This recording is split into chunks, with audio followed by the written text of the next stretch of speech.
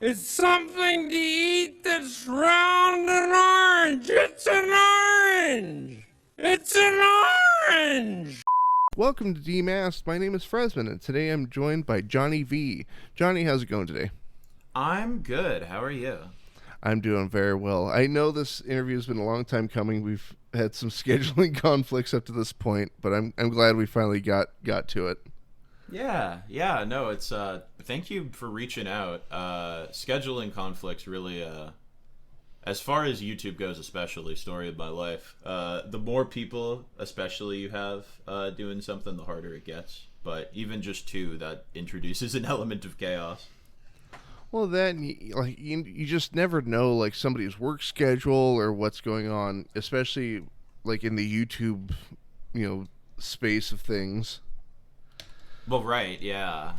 It's I don't know. That's very much just been I don't know. Particularly when people don't do YouTube full time, it's like you have to account for like I don't know. At least on my end, I'm like, oh well, I stream these days, and then I have work, and then I have other things going on. So it's just like I don't know. I've been starting to keep my calendar a little more, just so I know what's happening at any given time.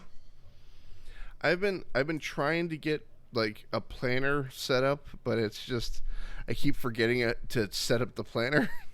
Well, right. That's the thing. I think I did that a couple of years ago, where the way I've described it in therapy, because I have ADHD, is very like you kind of just have to like learn the way your brain works and then navigate around that and like do things in order to like trick your brain into doing what you want it to do. So for me, it's just very much I'll see what someone else does to keep organized, and then I'll be like, that's not going to work for me, but if I adapt it, maybe then. Well, my issue is like I have a photographic memory, but it only seems to function when somebody's asking me about something, not so much like I can't call it forth by myself. Somebody has to ask me some obscure question that's like, all right, here's all the answers I have. Yeah, you need somebody else to like almost like look through it, like pull things up. Hey, what day and time did this happen in history? I'm like, all right, I got it. Yeah, easy. It's gotten to a point where I've had to start asking my partner, like, hey, can you just like phrase it in a question real quick? I'm really good in a quiz environment. Oh yeah, I kill trivia nights. Oh, I bet. Yeah, no, I always the way I describe it to people, because my memory is I simultaneously like there are just some facts I remember like the back of my hand easily. I hear it once, it's in there forever. And then it's like, John, what did you have for breakfast this morning? And I'm like, beats me. I don't know. I had breakfast this morning. Yeah, like I don't know. I wasn't hungry until lunchtime, so I assume I did, but I couldn't tell you what it was exactly. And then it's like, I don't know, like when did whatever album come out? And I'm like, oh, it came out this year, but then the singles came out the next year, and they slowly trickled out throughout the year. And then, when the third single came out, which was this song, that's when it really like hit mainstream, and it's like, okay, great. I will say my memory has ruined some video games upon replay and also some movies. So like I went back and played like System Shock 2 again, and my memory kept giving me the door codes. Yeah, no, I mean, there's some games. I don't know. It's interesting because a lot of games for me, I'm not a good like puzzle solver. But then it's like once I know it, it's like, oh, okay, yeah, easy. It really does just stick in there. For movies, usually what it is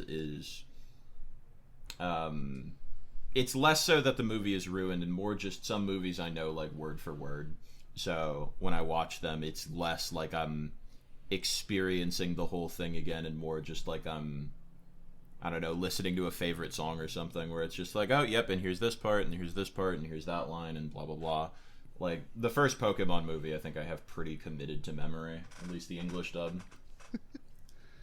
I, like, whenever something kind of, I call it my Rolodex, but whenever something comes up in my Rolodex, I fear what I look like to the outside observer because I'm almost dead certain I just fall into a trance.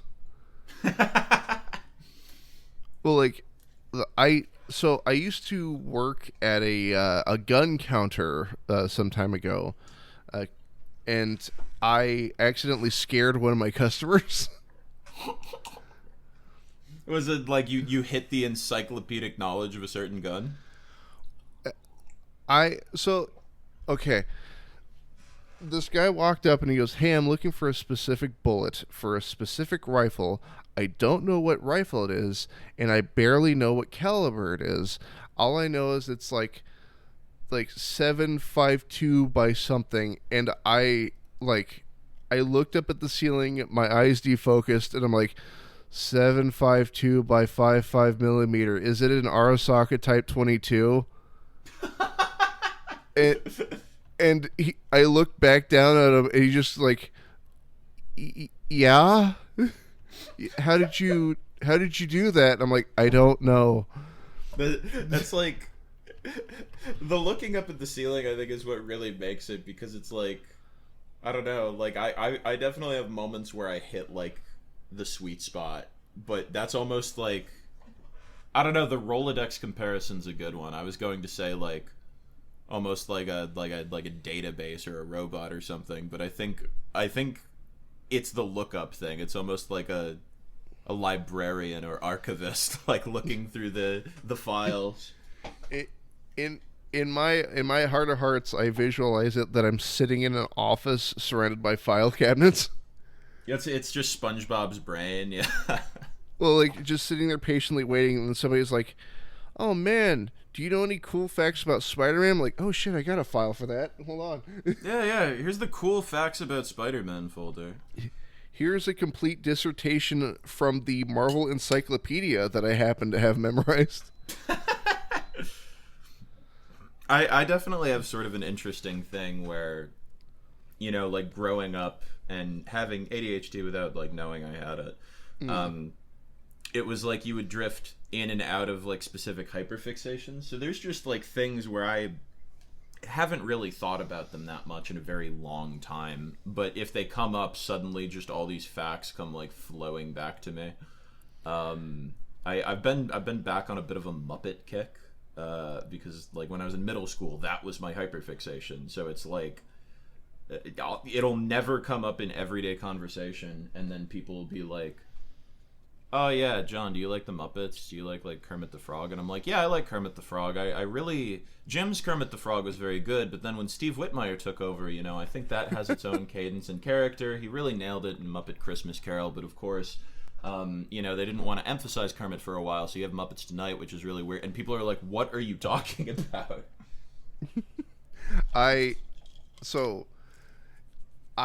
have this thing where like, I hate when somebody's confidently wrong. I also have ADHD. Oh, it hurts so bad. I've gotten better about not like immediately like actually, but sometimes someone will say something with complete certainty and I'll be like, like I'm trying so hard to politely be like, no. It's usually if they're telling someone else. If they tell me, that's right. Whatever. If they tell someone else and they're like, "Oh, okay, that's how it is," and I'm like, "No, it's not." And it's worse when it's somebody you don't know. It's a complete stranger, so you can't like interject. You just have to stand there and take it. Especially if you're like overhearing the conversation, it's like, oh no, I'm powerless to stop this. That's part of why I hate going to like comic book stores. Oh God, yeah. There was a day where some lady working behind the counter, and she was very confidently like, "Well, you know, Deadpool has multiple personalities, and his personality changes when he puts on his mask." and I'm just like, nah, no, no, and I'm like facing away, looking at a comic book, and like I had a moment of like I should say something, and then it dawned on me like I don't have the time to get in an argument. Well, right, yeah.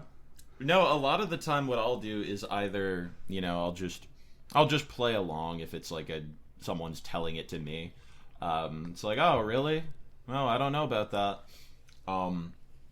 Or if I cannot bear to hold it in, I'll hit the thing where I softly, pretending that I know less than I do, say like, I don't think that's true, or like, I thought this was the case.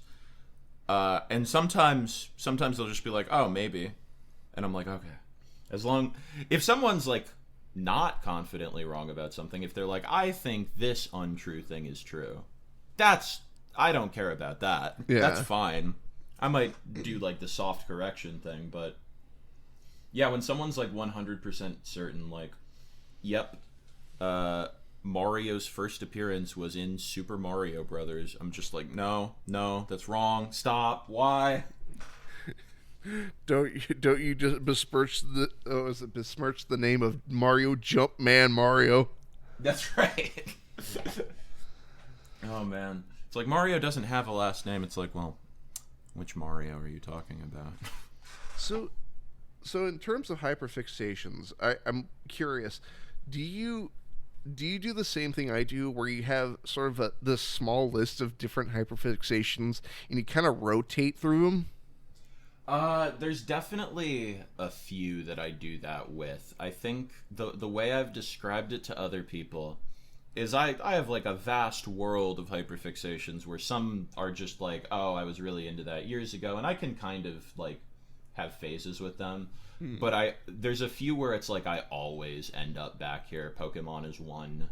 SpongeBob, Weezer is a good one. Good. Yeah. I have thoughts and opinions and feelings on that discography. But like, yeah, like there's a few where it's like I can just comfortably fall back into them at any point. And then there's some where it's like they don't come up that often. But like maybe like the Muppets, like I don't often go like all in, like I'm fully back, but it's like I go through little spurts and phases every now and again. I think for me it's like being offered like a type of dish at a restaurant that you haven't had in a while and you haven't considered it. So whenever like I'm a big fan of the older Assassin's Creed games, like at least sure. up to like 3, you know, so the sort of Desmond's lineage thing. But every once in a while, like it'll fall to the wayside for some new hyperfixation. But then I'll start playing like Assassin's Creed Brotherhood, and I'm sitting like, oh shit, I should probably watch that 6-hour video on it that I watched a year ago. Yeah, like the time has come, especially things like that where like other people have really gone in on them. It's very like, yeah, no, I'm ready to just hear. Not even to like necessarily engage with the thing itself, but to hear other people talk about it. Pokemon's a great one for that too, because there's just so much information about it. I think Assassin's Creed as well, because it's such a popular thing. I think the Muppets are interesting because they're very popular, but there's not necessarily a lot of like big long YouTube videos about them. There's a couple, but yeah, I don't know. There's some where it's like I have to kind of. Weezer is a weird one because there are big long videos about Weezer, but I'll listen to them and I'll be like, you're wrong. You're saying things that are either incorrect or that I don't agree with. Like it'll be like, this song is one of the worst ones they ever made, and I'm like, that song's a banger. That's my favorite. You're gonna besmirch the greatest man that ever lived like that. I'm unsubscribing. Like, I actually really like that song too. That's a great song. I've heard people like talk shit about that song in long form YouTube videos, and I'm like, what do you mean? That's so good. So which one? Okay, there's a 2-stage question because I'm a big fan of Weezer too. Oh, I'm ready. So they can be two separate things. They can not share the same place. What's your favorite Weezer song, and what's your favorite album from them? Lord. Well, album. It depends on the day because I tend to cycle blue, Pinkerton, and white. I'm gonna be fun and different and unique and say the White Album today, because I think I'm pretty sold on "Falling for You" being my favorite song. Falling for You is really good. It's like a 10 out of 10 song. I mean, they have plenty of 10 out of 10 songs on those albums and the B-sides, and I think even like a couple from other records too. I know people tend to fixate on the first two, but I think like OK Human's got a lot of really good material on it. I think I keep like a Last FM where it's like, ooh, it tracks all your listening, and I think my top 10 songs are like entirely Pinkerton and White, and then just Dope Nose, which I think is very funny. Well, I've got a small collection of like their newer stuff, but I'm always gonna be like Blue Album, Green Album, even Red Album. Like, oh yeah, Green and Red are bangers. And I grew up with them a lot. And actually, fun fact: I have a guitar signed by Brian Bell. Oh, no way. Unfortunately, I don't have it here with me. It's back in my home state, but... What kind of guitar? Jeez, I can't remember. I think it's a Fender, but they were doing like this whole thing. It's like, oh, we only have 100 of these, and you get like a certificate of authenticity and whatnot. And it's just like written on there like silver Sharpie. Oh yeah. That's fun. I also... my first concert was a Weezer concert, and it's the only time I've ever openly booed a band off stage. Not Weezer, but the openers. Who opened? Angels and Airwaves. Oh God, really? Was that like that would have been like Red Album times, right? Yeah, it was around that time. Yeah. And like I was raised to be like a very quiet and respectful kid. But me and my buddy were just like, boo! Tom DeLonge just woke up like a deep primal anger in you. Well, the thing is, like, he kept doing like the Bruce Springsteen thing of like trying to tell stories in between songs. Oh yeah.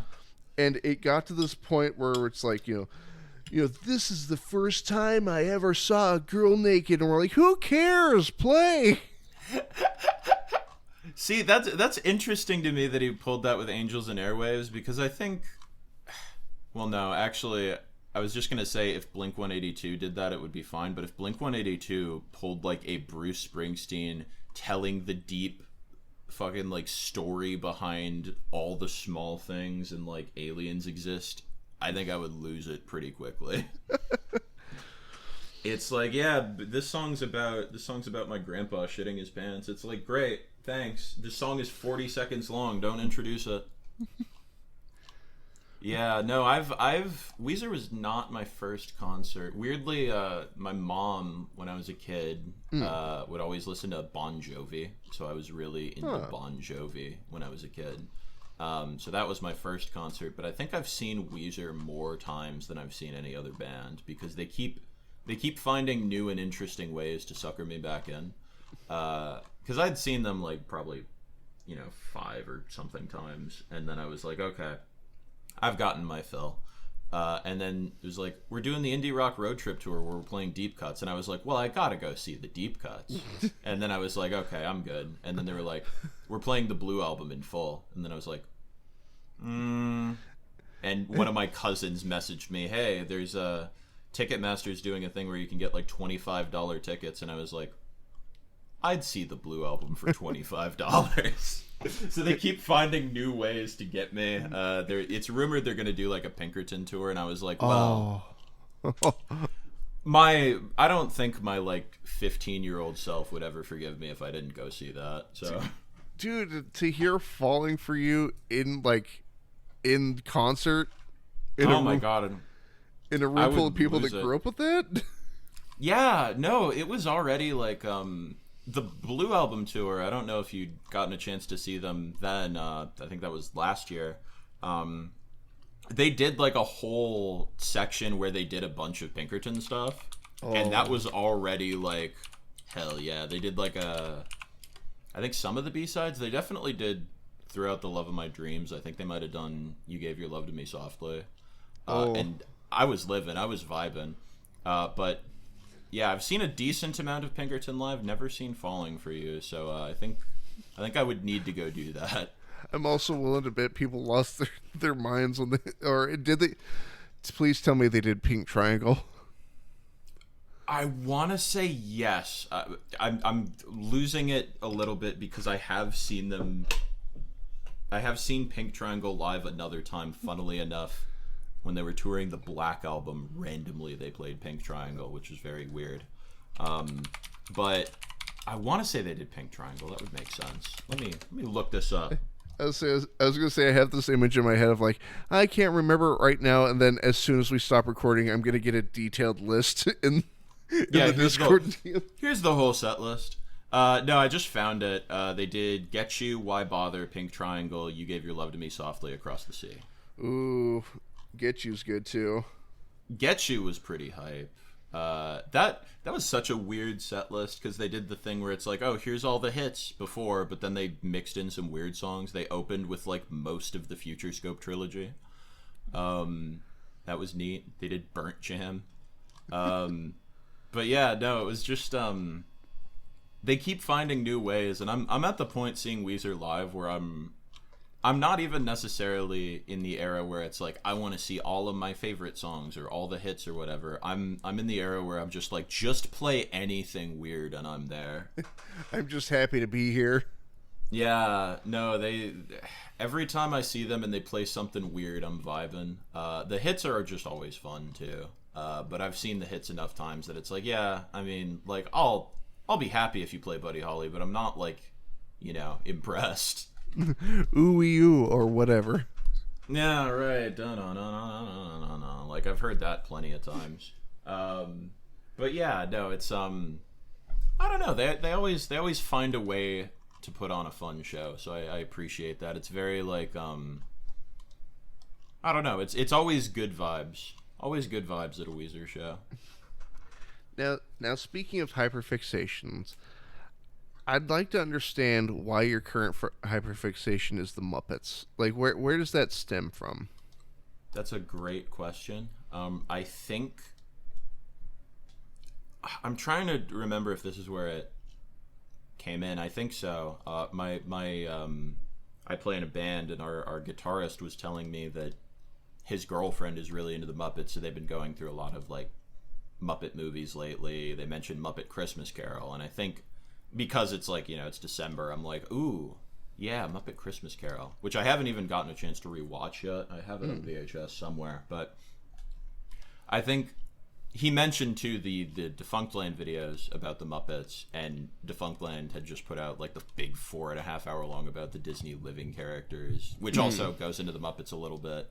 So I think a couple factors converged, and I resumed one of my favorite activities, which is just if you go to the Muppet Wiki and you just type in the name of any celebrity or public figure, you can just see what connections they have had to the Muppets at any given time. This includes politicians. There are pictures of like Elmo or Kermit with pretty much anyone you could imagine. I'm a particular fan of the pictures of Elmo with Rudy Giuliani because that's a terrible man. But it's really funny that he's met Elmo. But there's just like a lot of stuff like that. I just got like really into doing that for a bit, and then that led me back into like, Muppets from Space is a really interesting movie. So I was looking That's one up of my like, favorites. Yeah, people are always talking trash about Muppets from Space, and I get it. I understand. But also I love that movie. I think that movie's great. But it's just like it occupies such a weird, interesting space because it was like, after Jim Henson died, they didn't really do the Muppet movies they made were like adaptations of like books and stuff like that. And so then they were like, all right, we're doing a whole original story where the Muppets are playing themselves. and then that lost money, and then they didn't make another theatrical Muppets movie for like over a decade. And it's just like, damn, poor Muppets from Space. And that was also like the weird era where like Frank Oz was still with the Muppets, but he was never like around. So on the set of Muppets from Space, I think all of his Muppets were being puppeteered by other people, and then he would dub them over later. But there's just little weird curiosities with stuff like that, where if you watch early trailers, you'll hear a bunch of like Fozzie and Miss Piggy with the wrong voices because they hadn't finished ADRing it yet. And it's just like, what the hell? And stuff. I always find stuff like that really interesting. Yeah, like all the Fozzies are just like really gruff, like arr, arr, and it's like that's not quite right. I think Peter Linz is doing Miss Piggy, and Peter Linz, if I'm not mistaken, did Walter later. But he didn't really like have any like main Muppets at the time, so it was just like, okay, yeah, whatever, just so we can film this movie. And I don't know, I tend to notice just with any hyperfixation, I do tend to find myself gravitating towards like the weird or underappreciated ones that have like, you know, either production difficulties or they turn out to be kind of a black sheep for whatever reason. Whether they're good or they're bad or it's like missed potential, I always just find something kind of compelling because it's like, I don't know, like the Muppet movie is a great movie. It's probably my favorite one. But everyone thinks that. It's a classic, beloved film, so you hear stories and behind-the-scenes things about it all the time. With, like, Muppets from Space as an example, there's definitely, like, a story there behind how that came to be in the state that it is. And that doesn't get told as often because people don't really like that movie that much. So, I mean, like, Weezer albums are like that, too. Like, everyone... I've heard about the Blue Album and Pinkerton a million times. I love them. They're 10 out of 10. But it's like, when you hear about, like, the recording of, like, Hurley, it's interesting because no one talks about Hurley because people don't really like Hurley that much. And I don't even like Hurley particularly that much, but I find it interesting. Or even the Green Album, I mean, it's obviously, it has like the hits on it, and it's certainly a lot more popular than the stuff that came after. But it's not as well regarded as the first couple, so you don't tend to hear about it as much. And I think, like, hearing about how that came to be is really interesting. And so I think sometimes I'll have that mentality with my videos where it's like I kind of want to talk about something like that where it's, you know, the black sheep, but then the pattern I'll get into is like, well, I'll just talk about all the things so that people can have the context, and then I'll never finish them. But like Wave Race, I made videos about Wave Race on the Game Boy and then Wave Race 64, mostly because I want to talk about Wave Race Blue Storm because I think that game is really interesting.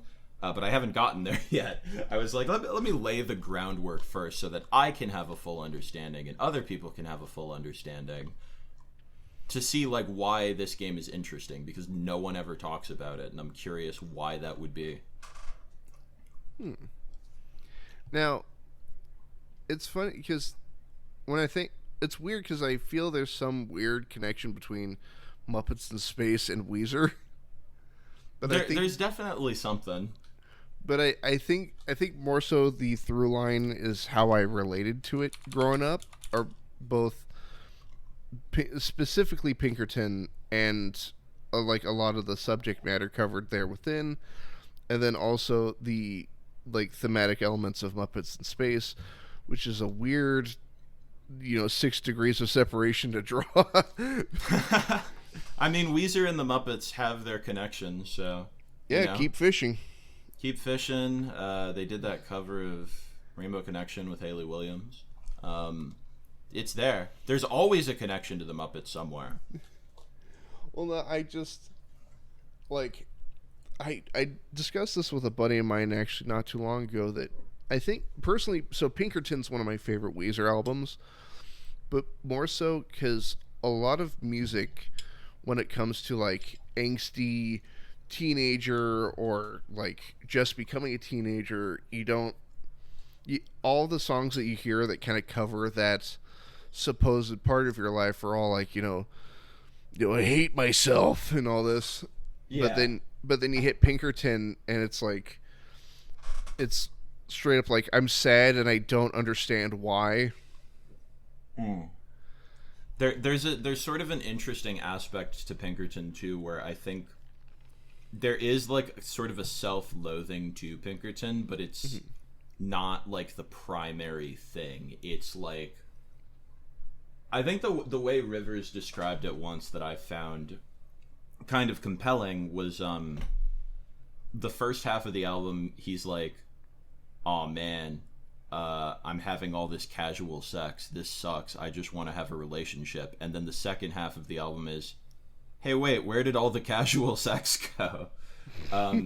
And I find that compelling, not because it's like, oh, haha, the through line of sex, but I think there's something there in the like he truly doesn't know what he wants kind of thing. Like, he gets one thing and he's not happy, so he distances himself, and then he's not happy for the other reason. Which I think that's probably why I think a lot of teenagers, like myself, kind of related to it. Is it's very like, I think when you're a teenager, you might have ideas about what you want, but you never actually really know. And then you get what you think you want, and you're like, man, I have no idea what I'm doing. That and like some of their newer songs, I like one of my guilty pleasure ones from some of their newer stuff is Thank God for Girls. Oh, that's not even a guilty pleasure for me. I love that song. It's a great song. Cannolis and all. Dude, that music video makes cannolis both look amazing and disgusting all at once. It's an insane video. I don't know what they were cooking with that. I remember when that song came out, everyone was like, oh, the White Album is going to be hot garbage. And then the White Album came out and everyone's like, oh. But yeah, no, that's a good one. Like, I've been trying to kind of work my way up into listening to their new stuff, but it's hard. It's because their new stuff is so like, it oscillates really wildly, I think, is the issue for a lot of people. I had someone in my Discord who she had like a Ben Folds podcast, so we did an episode where we talked about a Ben Folds record. And I've been talking with her about Weezer, and so she tried to go through the Weezer albums in order, and she petered out, I think, around Make Believe or Red, and I'm like, yeah, going through every Weezer album is really exhausting. Because it's like, I think especially about like the last couple years have been so weird, because you have Everything Will Be Alright in the End in White, and people generally really like those. Pacific Daydream is controversial. Teal and Black are just like, Teal, I don't think anyone needs to listen to the Teal album.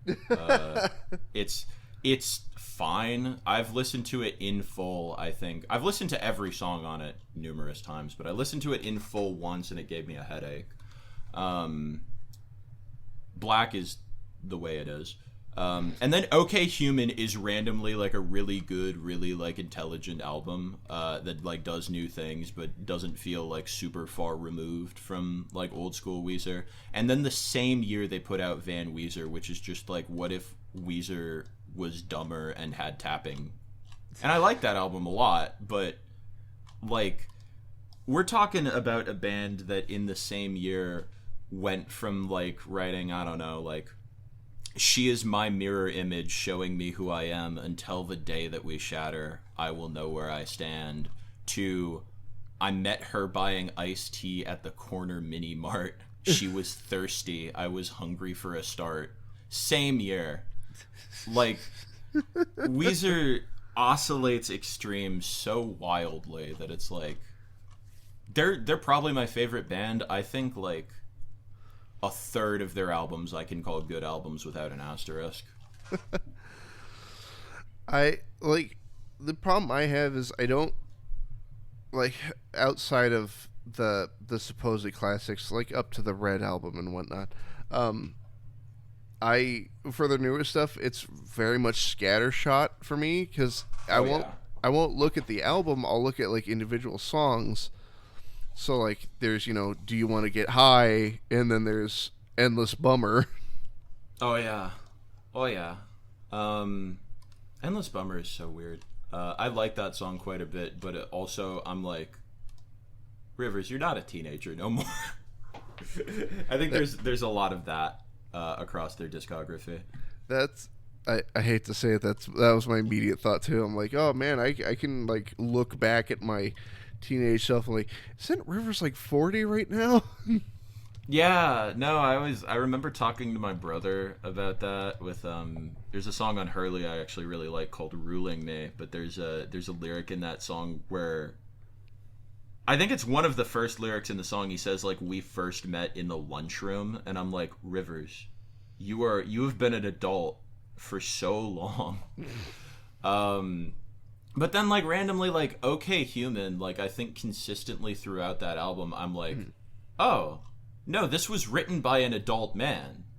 But then Van Weezer is like all over the place because some of it is clearly like he's writing about being a teenager, but from the perspective of an adult. He's like looking back, he's recalling it. And then some of it I'm like, oh, this is an adult. There's a song that's like really clearly about his wife and like living with his wife.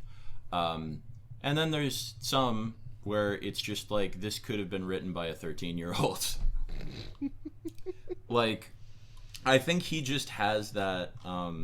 I've been kind of getting into the Beach Boys more the last year since Brian Wilson passed, and I think Brian Wilson also has quite a bit, or had quite a bit of that tendency. They have a record called The Beach Boys Love You that I think is really interesting because it came out late into the 70s. They were all like probably in their 30s or 40s, and Brian Wilson had been famously like he struggled with his mental health for like most of the Beach Boys career. And that was like the album where he's like, okay, I'm coming back, I'm gonna write this whole album, and like most of it is really clearly written from the perspective of a teenager. And I think he got asked about that and he's like, well, that's what I assume Beach Boys fans want. And it's like, okay. And it's interesting because that album in particular is like, I mean, he didn't typically write the lyrics for Beach Boys songs, but he wrote all the lyrics on that album. And it's interesting because some of it is like, are you doing what Beach Boys fans, or what you think Beach Boys fans want? Are you, like, is there some aspect of, like, being a bit emotionally stunted because, like, of all the time he had just, like, having mental health issues and not being really properly treated for them? Is some of it just like, that's what like it's just sort of an interesting, like, you could do like a whole psychological paper on that. And I don't know if Rivers is the same way, but I think Rivers does have an inherent, like, he really likes just writing really teenagery songs. Yeah. Well, like, yeah. Well, I mean, speaking of Brian Wilson, have you, by chance, do you ever listen to the band Bare Naked Ladies? Only a little bit, here and there. I know they have the song. So that song, like, I thoroughly enjoy it, and it's positive but like sad at the same time. Yeah. But there's a line in it that I'm not gonna lie to you, bothers the hell out of me. Oh, which line is it? It's a super simple one, and to be quite honest, it has nothing to do with Brian Wilson. There's a line where he says, "I had a dream that I was 300 pounds."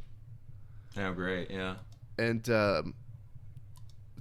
so, around the time that song was written, I mean, dietary and societal standards have changed drastically in the last, I don't know, 20 to 30 years. Yeah. But I recall a time in movies and television and music when being like over 200 pounds was considered morbidly obese. Yeah, I saw somebody make that point with a post recently where there's an older episode of The Simpsons where it's like, ooh, Homer is like comically fat in this episode, and it's that he's like 300 pounds. It's like, that's the bit. That's like, ooh, now he's really fat, right? Here's the thing, though. So I'm 6'3". I'm 310 pounds. Right, yeah. No, I don't think people realize, especially like taller folks. I'm 6'1", and I'm probably like 230. People would always call me like really particularly skinny for years when I was probably like just under 200 pounds. It's just one of those things. It's like, I don't know. I mean, it's also, I think it actually does loop back to Brian Wilson a bit, because Brian Wilson famously, I don't want to say his weight like would yo-yo a lot, but when, you know, he was in like sort of the deep darkness of his mental health, he had gained quite a bit of weight, and so people would, you know, like talk shit about that. That was just like a very common talking point. So it's like, ooh, I'm going to be like Brian Wilson at his lowest, I think is especially what that lyric is getting at, which kind of makes it uglier. Like, whenever I hear it, I'm like, it's not that bad being 300 pounds, man. Come on. Yeah, it's like, that's going to be like the rock bottom when I hit 300 pounds, and it's like, really? That's your rock bottom? That's the worst thing that could happen?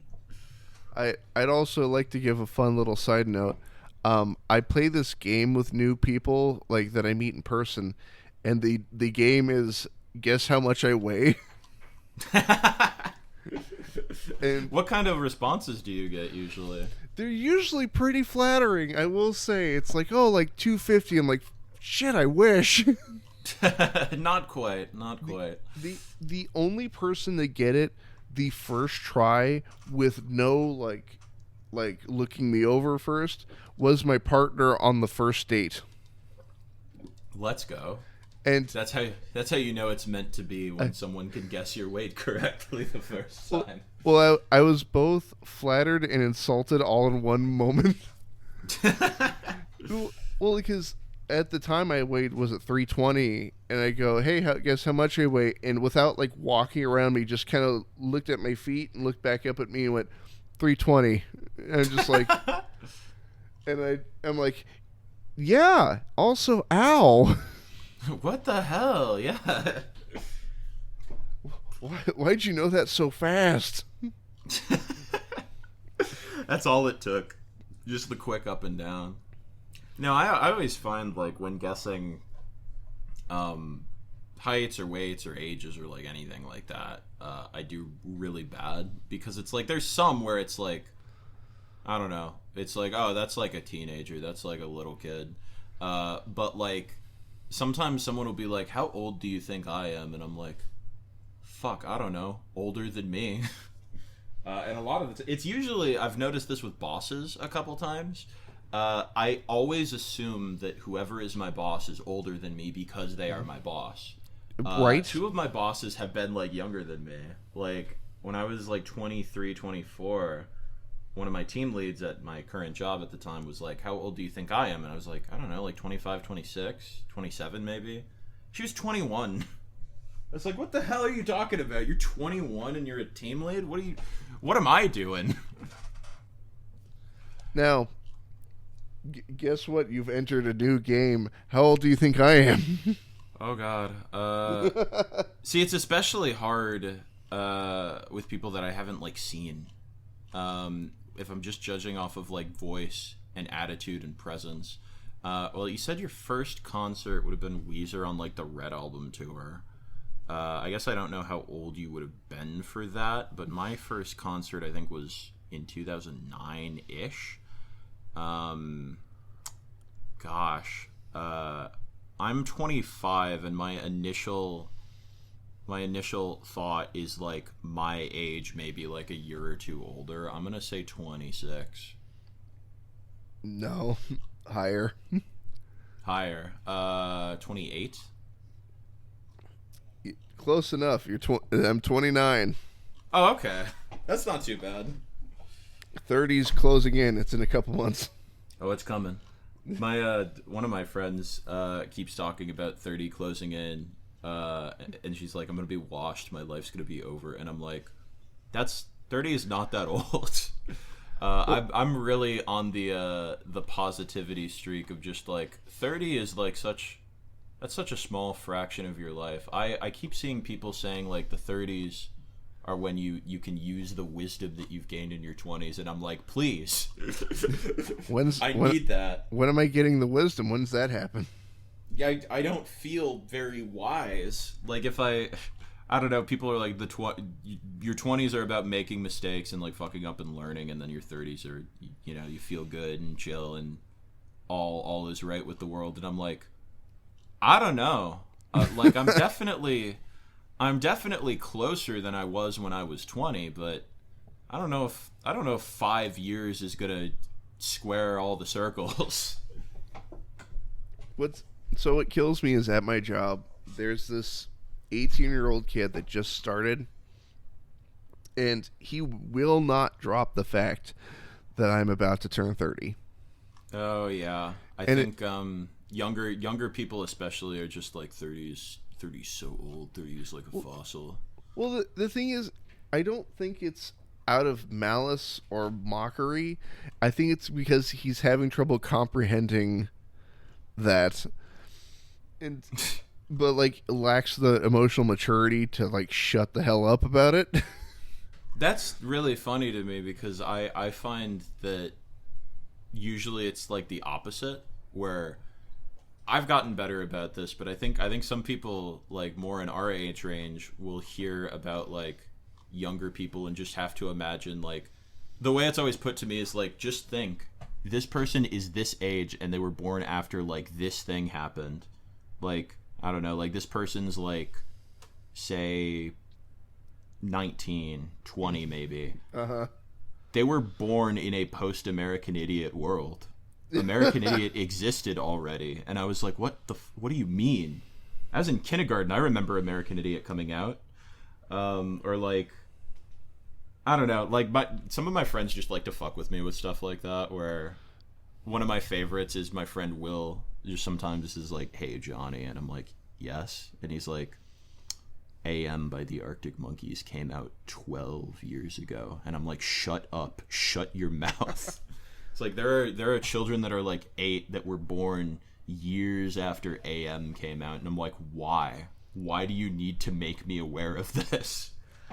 I have a Half-Life tattoo. And I live in a college town essentially, and a lot of my coworkers, they're not like, "Oh yeah, you know, like Half-Life Alyx that came out in 2020 or something like that." No, it's just, isn't that a really, really, really old game from 1998? I'm like, fuck. Come on. Just shut up. Stop. I think I'm pretty acclimated to stuff like that just because I've always been interested in things that like existed long before me. Like I remember that was a thing in like middle school where I was really into like the Beatles and the Red Hot Chili Peppers, and people would always say that I was into like old people music. So I'm just like, yeah, whatever. Like, or I like my first game consoles were like hand me down like NES and N64, which were, I mean, the NES especially was like, same here. Basically, yeah, no, like it was basically ancient by the time I was born. So it's like, I don't know, like people are talking about like, yeah, I play Call of Duty or like Madden or whatever, and I'm like, I play Super Mario Brothers 1, maybe 3. I play Super Monkey Ball every day, all day. And those are my favorite games for years and years and years. Would you say it was a hyperfixation? Little bit. I would consider. I mean, I'm interested in Mario in general, certainly, but Super Mario Brothers 1, I would consider myself fairly hyperfixated on that game. I'm at the point with that game where I think to a normal person who has only played it a little bit or hasn't really played it, maybe has played some of the other Marios, they'll watch me play that game and it's sort of like I'm just like cracked. I'm so good. But I'm not good enough to reliably be able to like beat it every time. I can get to World 8 in under like 5 minutes, easy, no problem. But then you get to World 8-3 and 8-4, and it's like, shit. Like you have to really hope that you're not gonna be, I don't know. Like you would think, I've played that game so many times over my 25 years of life. You'd think I'd be a little better at dealing with the Hammer Brothers, but alas. You're cutting out. But yeah, no, it's just There you go. Oh, sorry about that. Some of those games, I don't know. Some games you play them enough, and for me, it's not like I'll memorize them per se. Mario 1, I have quite a bit of that committed to memory, but like I don't know, like Pokemon Gen 4, Diamond, Pearl, Platinum. I know those games pretty fucking well. It's one of those things where it's like I play them and I know all the beats. I understand like everything basically that's going to happen. So it's like, I don't know.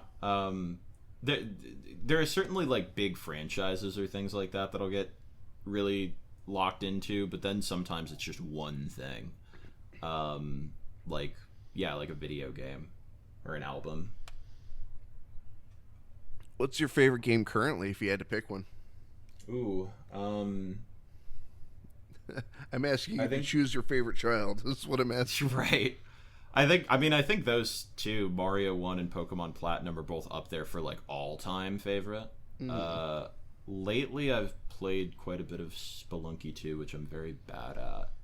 I think this year,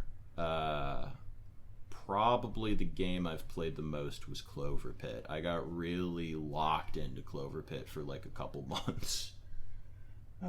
So probably right about there. How about yourself?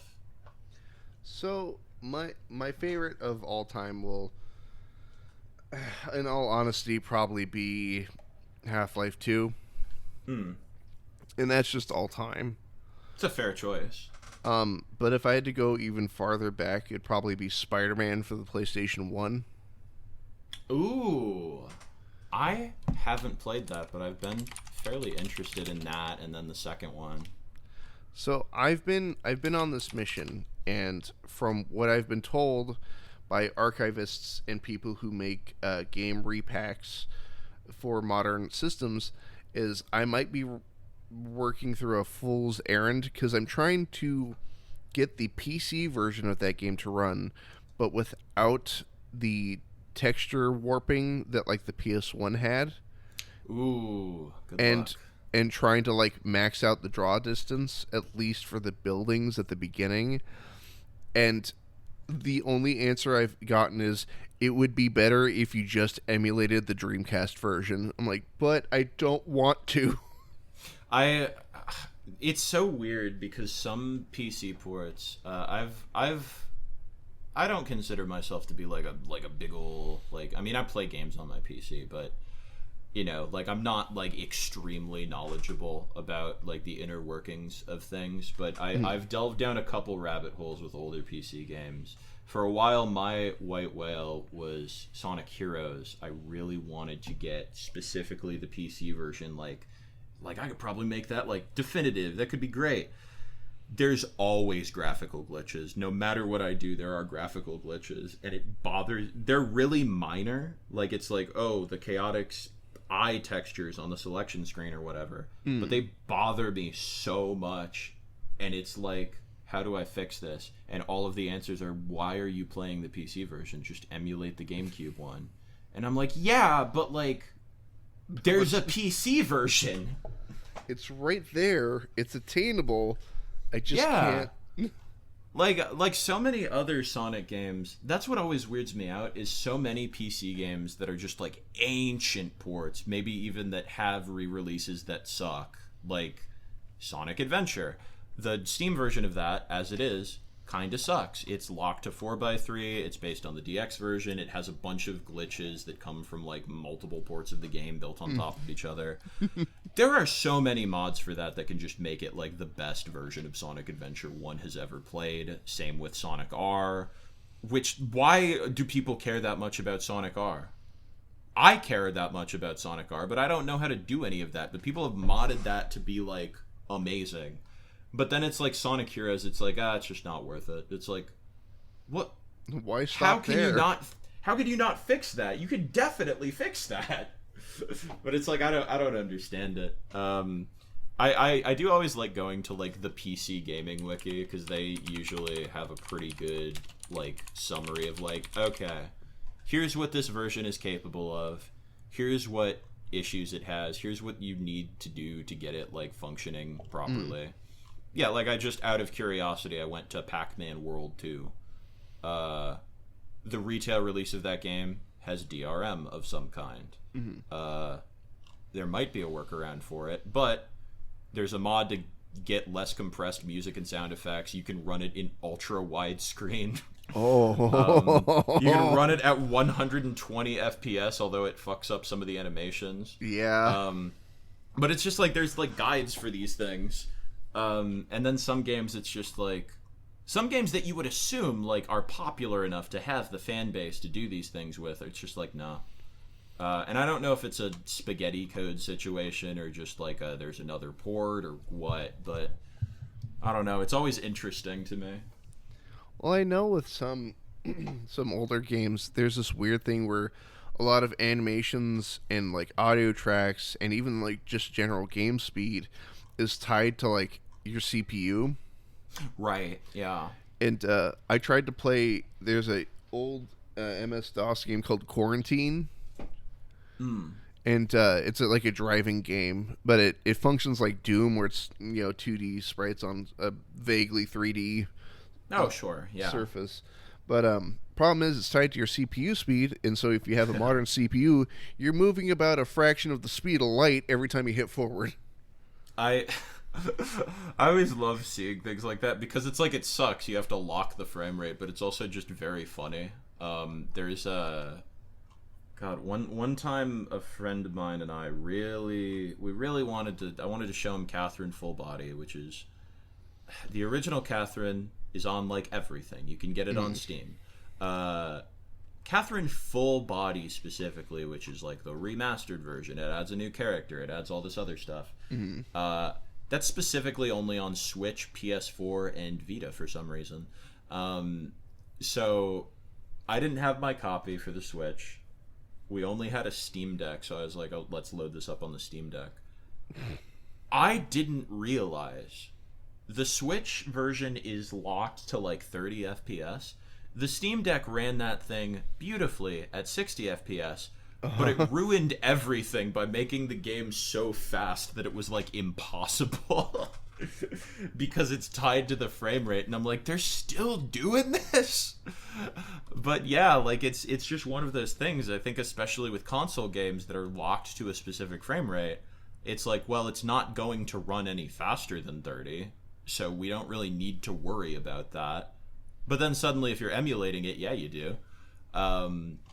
It's just and then like so 10, 15 weird. years pass and you Yeah, you run a game on a computer like orders of magnitude more powerful than it was intended for, and suddenly you're playing at like fucking triple Sonic speed. It's like, oh, maybe I'm gonna have to dial this back a little bit. How fast can Sonic R actually go? Oh god, I wonder. I mean, Sonic R, I'm sure.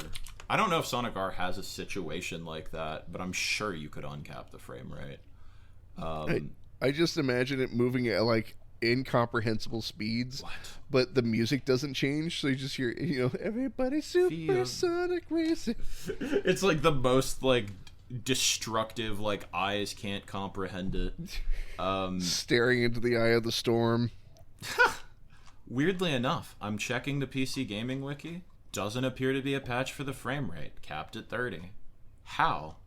It's Sonic R. Surely it cannot be that difficult to get it to run at 60. It's so old. I'm I I'm don't know. I'm actually checking the archivist I go to right now to see if they got it. The PC port of Sonic R, the mods they've done to it's great. I played that whole thing on my Steam Deck. I unlocked everything. People don't like that game. I had a great time. I would love to see if you could get it running at like absurd frame rate because it would be so funny. I now know what I'm doing with my weekend. Just trying desperately to uncap Sonic R. Come on, baby. 200 frames. No, you're gonna get a text from me some point this weekend. It's just like my computer's broken and it's your fault. It's just a picture of your fucking tower in flames. So, didn't you say you had trouble running Pac-Man World 2? Well, I was just looking it up. I actually didn't try. Or maybe I did. I forget. Gotcha, because I found it on this archivist thing. Let's go. I wonder if people like to use the PC version of Pac-Man World 2, or if they just like emulate one of them.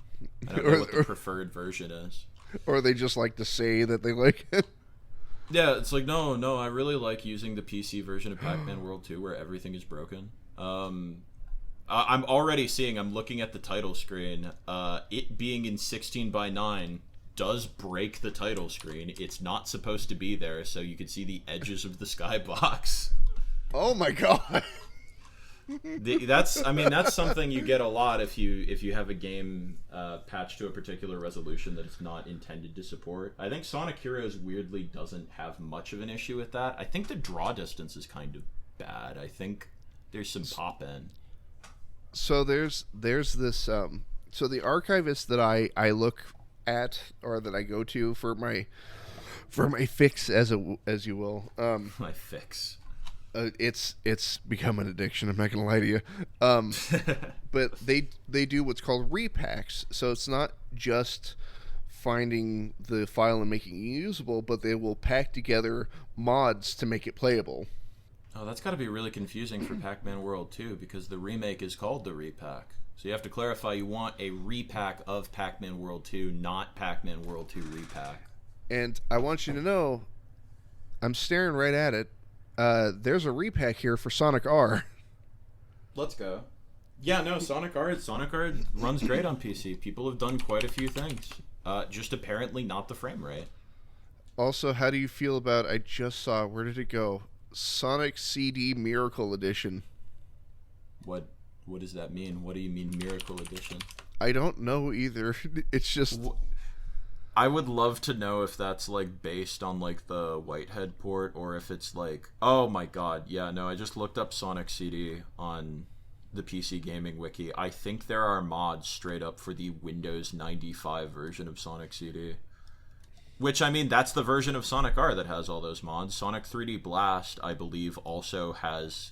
Actually, yeah, I've definitely run Sonic 3D Blast off of the Windows 95 disk and then just used a bunch of mods to get it to run correctly.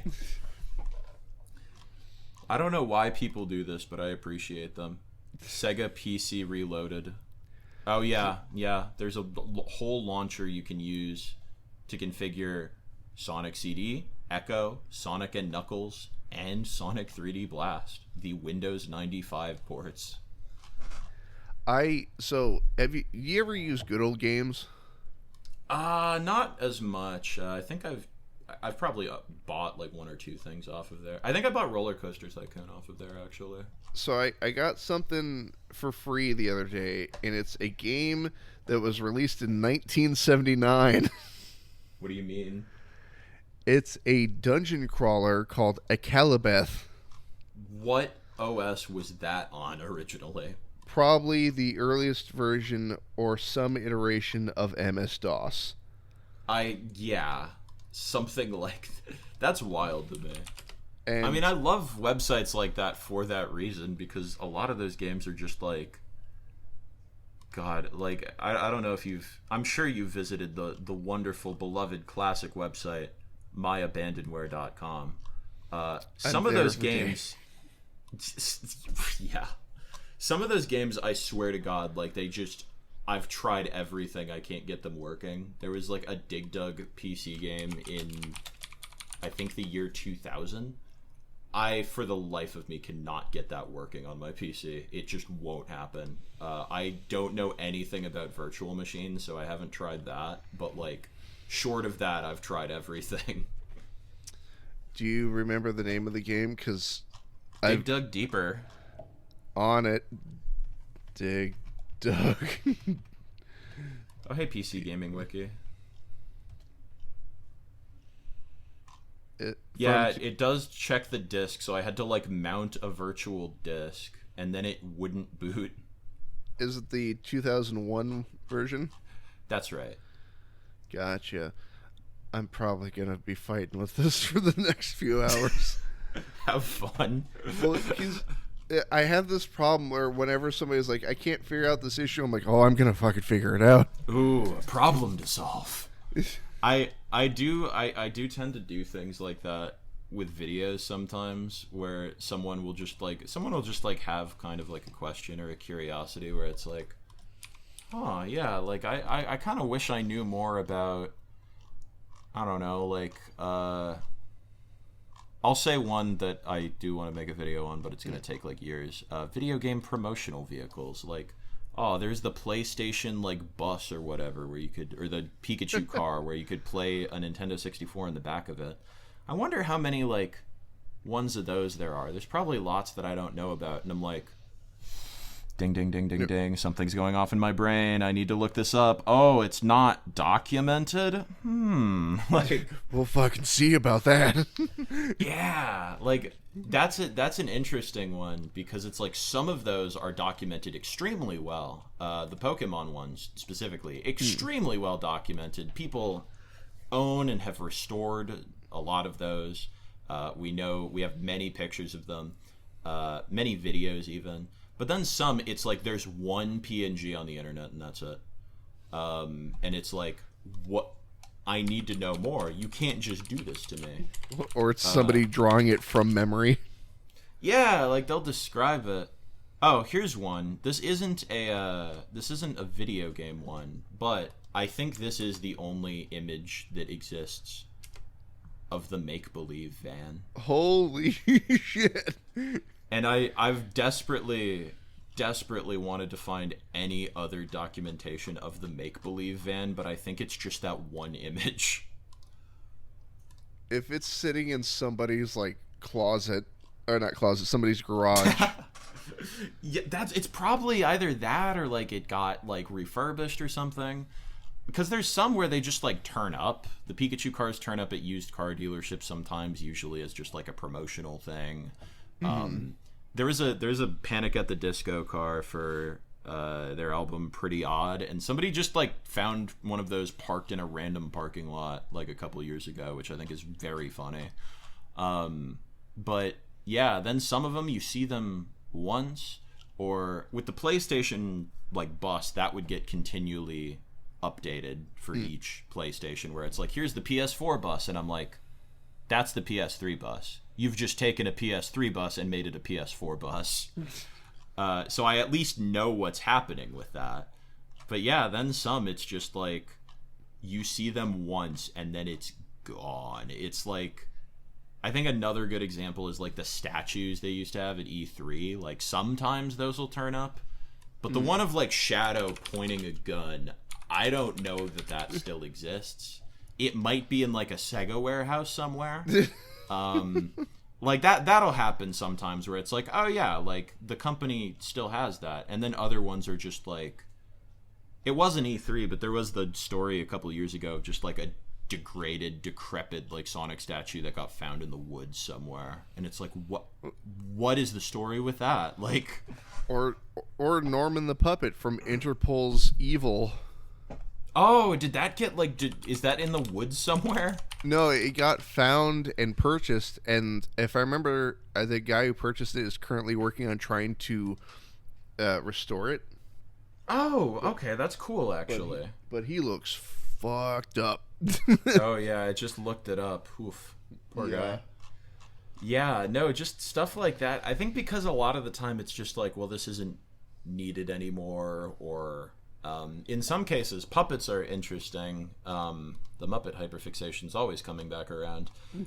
Some Muppets I know are, you look up, why doesn't this Muppet show up as much anymore? And it's like the only company that made the type of material that this puppet was made from went out of business, and it ages poorly, so all of the old puppets are degrading. And it's like, well, that's depressing.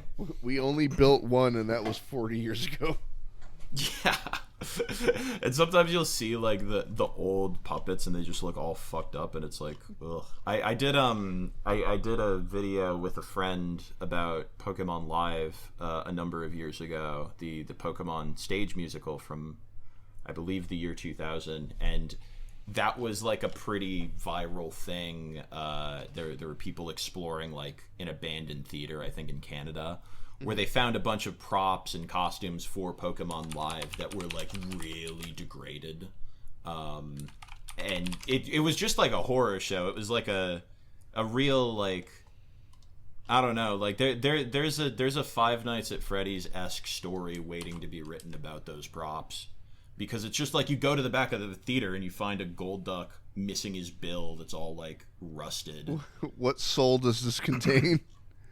Exactly. It's like, this is like, it's like you're stepping on sacred ground, right? It's like something's not right. Something's off. Yeah, and when things get left like that too, there's sort of the feeling of like, oh shoot, a couple years from now, someone's gonna come back, and like 3 of these will be gone, and the rest will be in like even more disrepair. But it's also like, do you take them and try to restore them? Because it's like, that's kind of like a weird ethical thing. So it's just like, I don't know, some things it's just like, once they're out into the world, how do you preserve them? Or like, is someone even like morally, should they do it? Like, it's just so like, it's just interesting to me, because a lot of these things, it's like people so clearly don't want them, but then to just see them go to waste is really sad. I hate that my immediate like knee-jerk reaction was like, I need all of them. Yeah, right? Just like, I have no need for them, but I want them. I have no space for them even, but I look, and even with me, I'm like, because there's the ethical thing of like, well, you probably shouldn't just take from an abandoned theater, or like even just cleanliness wise, those are probably like pretty not safe to interact with. Yeah. But even then, I'm like, as someone who wouldn't be able to restore any of them, I'm like, I need to rescue one of those Pikachus. I need to save him and see if we can just like, you know, at the very least prevent further damage. But it's also like, I don't think I'm capable of doing that. See, what you do is you pick a room in your house and you just put like, so that whole row of Pikachus in that second photo, yeah, just fill a room with those, and then don't let any of your guests go in that room. Just be like, don't go in that room. And the moment someone does, be like right behind them, like, didn't I tell you not to go in that room? That'd be a good bet. Or like you're trying to protect them, and you're just like, I tried to tell you, you wouldn't listen. You wouldn't. I knew you wouldn't understand. You wouldn't heed my warnings. You're not going to tell anyone about this, are you? It'd be like weird and like threatening. Don't drop the bit. Get out! Get out! Get out! Get out of my house! Start throwing shit. You could never understand. Throw entirely like Pokemon toys at them. Like Bidoof goes flying. Like you take one of the heads off the Pikachu, put it on, just like. That would be an even better bit, is if they look in that room and you're behind them wearing a Pikachu costume. You just go, Pika Pika. I see you found my children. You could never love them like I do. No one does. This is the nursery. This is the nursery. I feed them Poke Candies, and you just like throw a mint at one of them. It just falls over. Or it lands in like the open mouth, but it doesn't go anywhere. Oh my god. I just things like that are just like really interesting to me because it's like, I don't know. It's on one hand, it's like I guess you got to accept like everything degrades, everything will fade away. But on the other, it's like, I don't know. I like when like little bits of history can be saved, or like we can at least know where something went. There's some things where it's just like we don't know where they went, or there's just an offhand that was destroyed, and it's like, okay, great, why? Fun. Awesome. That happened with a one mascot costume I was very curious about. There was just like one single comment from the creator of the show, so like it was destroyed. It definitely doesn't exist anymore, and I was like, well, that's not fun. I don't like that. At least it wasn't destroyed like William Afton, and he he made the Freddy Five Bear. the ghost of the Kappa Mikey mascot costume, with a soul trapped inside. Oh, that's a name I have not heard in a very long time. The best part about that costume, it wasn't even Mikey, it was Guano. So it's just there is a picture of it with a Pikachu mascot, which is hilarious because they're both at the same like Comic-Con once. And now it's gone. It doesn't exist anymore apparently, which is so sad. Returned to the ether from whence it came. Yeah, got descent back into hell. Reduced to atoms. As we will all be one day. As we will all be. What a dark note. I was gonna say we're closing out on an hour 20 already, by the way. Yeah. I think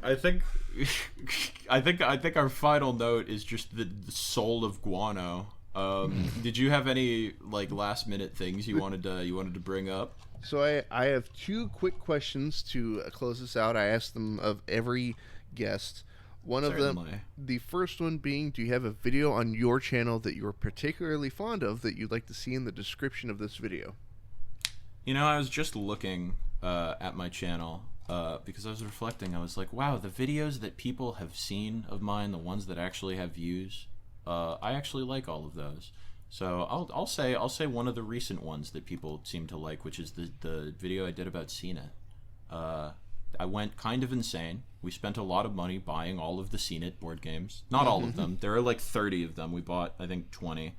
And the video games. They made video games. There was a recent reboot of CNET that used an app that streamed video. That actually, I believe, just got shut down. So that's going to be lost media pretty soon. But yeah. I think that one is a pretty good. It's less video game, but that's a good summary of the type of thing, the type of rabbit hole I fall down. Nice. And the final question to get us out of here today: would you be open to coming back as a return guest? Absolutely. This was very fun. No, I don't. Have you ever had anyone say no? You know what? I don't believe I have. I have had like 2 maybes, but that's to be expected. I've been doing this show for almost 10 years. Yeah, I think 2 maybes and mostly yeses over the course of 10 years is a pretty good track record, personally. I hope I'm doing a good job. Yeah, no, this was fun. I think we went in a lot of fun directions. I think out of sheer need to prove a point, I'm going to see if I can't get Dig Dug Deeper working by the end of the day. It would be so funny. And I will say, if you manage to get Dig Dug Deeper running, I might have to make a video about it. Can I be in it? Can I help? I mean, you would be the only reason it would be running, so yeah. Fair enough. I mean, I did help Noah from the Bizarrecade run Pissed. Pissed? Yeah, the parody version of Mist. Pissed. I'm glad you're making this is what we're talking about with preservation. You're preserving Pissed for future generations of people. Well, the thing is, this he put the call out. He's like, "Oh yeah, I've heard about this game, and there's some pictures, but I just can't find a working version." I'm like, "Oh, I'll fucking find it." I'll get it working. It's gonna happen. Like, and I did. And this is before I even contacted him for an interview. I'm like, "Oh, I'm gonna do this just because I can." I mean, that at the end of the day, I think is what drives people.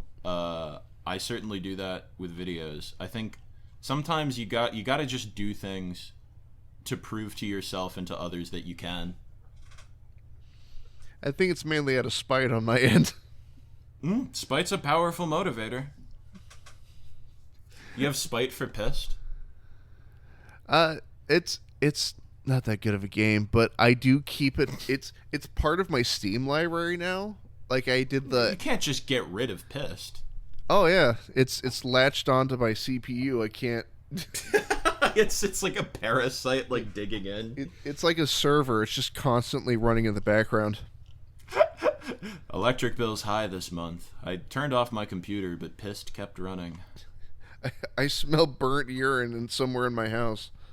Oh, it's coming from the computer again. Damn it. It's in the walls. It's in the goddamn wall. It's everywhere. It like follows you. It's like, it's not me, but I can smell it about your house now too. Hey, you're that guy that got pissed working, right? Oh.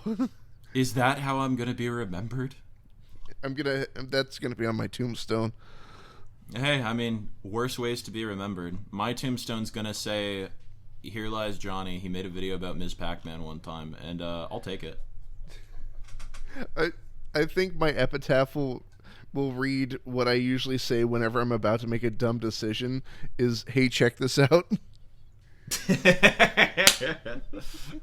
Those are the best kinds of people. I have friends who do exactly that, and they're wonderful to be around. They're very. It's a chaotic good. But with that, Jonii, we'll get out of here now. Party people at home, thank you for hanging out with us. Jeez, I'm tripping over my words. Thank you for hanging out with us today, Jonii. It's been an absolute blast talking to you, and I hope to have you on again very soon. Absolutely. Thank you for setting this up. This was super fun, and I hope, I hope not only that we can do this again, but also that your coming episodes will be just as fun for you. They always are, thankfully. Hell yeah. But with that, party people at home, again, thank you for hanging out with us. There will be links to Jonnie's channel and the aforementioned video in the description below. But with that, this has been Demasked. My name is Fresman, and I'll see all of you next time.